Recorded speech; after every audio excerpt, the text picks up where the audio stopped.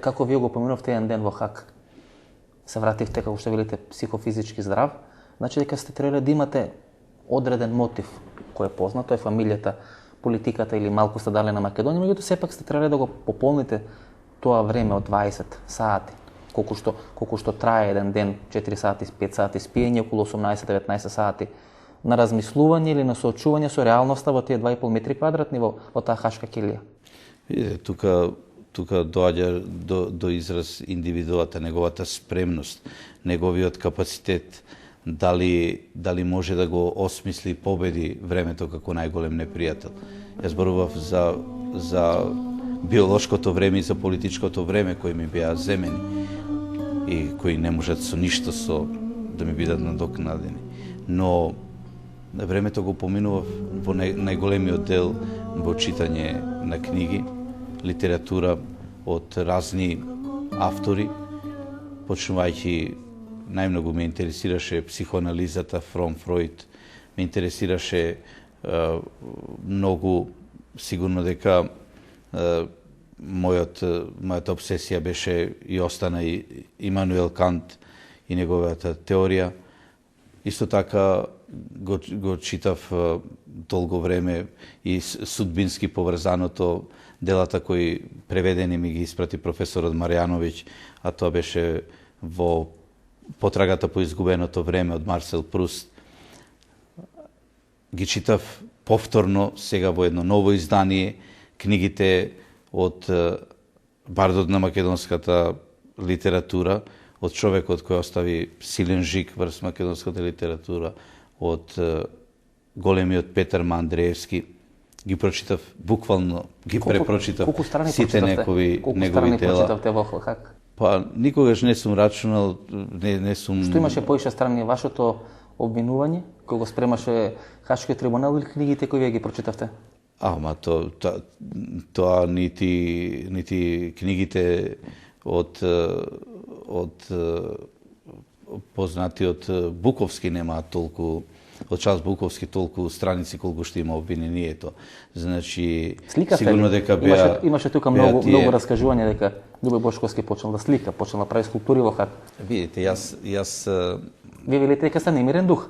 Предпоставам дека за да го победите времето како најголем противник, вие сте правили најразлични работи таму. Во делот на креативноста, во тој дел на победата на времето е и сликањето. Но видите, како што се врати Љубој Бошковски од Хаг? Повеќе како политичар, како писател или како сликар? Па јас Освен што се врати како слободен човек. Вратив и како почеличен македонец, очеличен македонец. Повеќе, а тоа што цртав, сигурно немам убедување дека јас сум станал уметник во Хаг или дека сега ќе им конкурирам на македонските уметници. Кого најмногу сликавте во Хаг? Па најмногу... Тие што ги сакате или тие што ги мрзите? Не, видите, не работев портрети по слика, осем на моите деца. Многу неуспешно ги направив тие портрети или автопортрет на мене, кој така некако можеби поуспешен, но да се фати таа тродимензионалност, тоа што е уметноста, да се погодат боите и така натаму, тоа е за мене невозможна мисија до денес. Но да не ги сликавте Батлер, тогашниот американски амбасадор или Хари Костов. Тоа се луѓе кои многу не ве сака. Не, мислам, немав слика од Хари Костов и немав перцепција за неговата личност, за да можам да го насликаш профилот, нели, ми остана недефиниран како профил, така да не го насликав него, но многу прецртував дела од Модиглијани, тоа е познат уметник од 20 век. Со актовите женски, предпоставам. Па и женски актови кои... Модиглијани е познат по тие убави женски актови кои ги сликаше?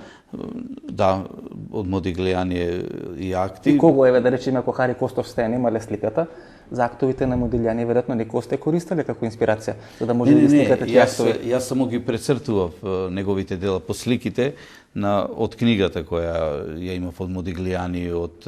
Штета, ја мислев некој го сте имале како модел и како слика. Не. Тогаш би ви завидувал. Да, тогаш сите би им завидувале на хашките затвореници кога би имале можност да цртаат акти на лице место. Тоа е просто невозможно.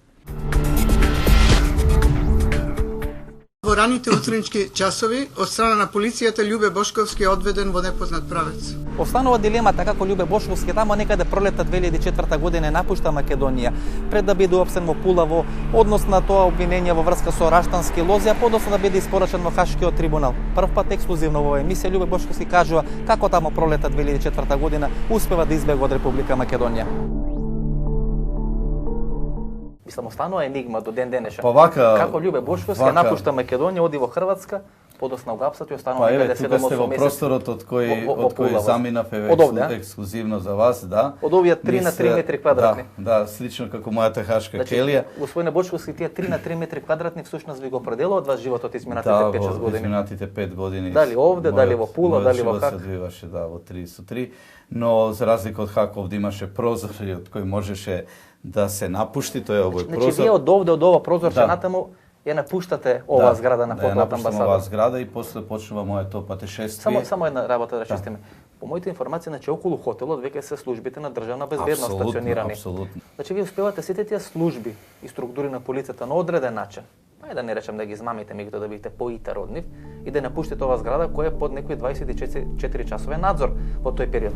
Видите, тоа се одвиваше секако на една филмска лента и посериозно од било какво сценарио и Спилберг да го напишал и да го режирал. Ако Ричард Гир го глумел Караджич во оние филм што беше за Босна, кој би го можел да го глуми Љубе Бошковски? Не можам сега да го најдам. Не ви текну, Да, не можам во овој миг. 3 точки ќе оставиме и празно да се допиши понатаму. Затоа што вистина тоа беше посилно од еден филм. Моите одлуки не беа донесени неколку часа или неколку минути порано. Во прашање беа секунди.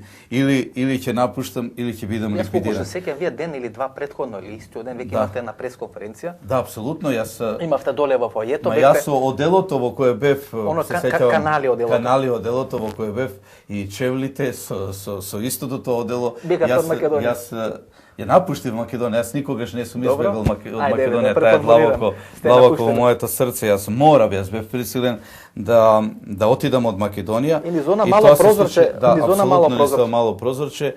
И тука има еден двор, и низ дворот ме дочека една кола, па друга кола и така отидовме, не знаев јас точно во кој правец ќе се движиме, но стигнавме на едно уште поопасно место на македонско-српската граница, каде што од тука заминав. Имаше спекулации дека сте напуштиле Македонија поминувајќи во Бугарија. Не, апсолутно во Србија директно. Во Србија директно. Да, директно. Каде значи на оној премин на Крива Паланка, да. Кај Крива Паланка. Да, кај Крива Паланка. И каде завршувате во Србија? Во Србија, во Врање и од Врање во Хрватска и од Хрватска се јавив после неколку дена. Има еден. Ова е вистината.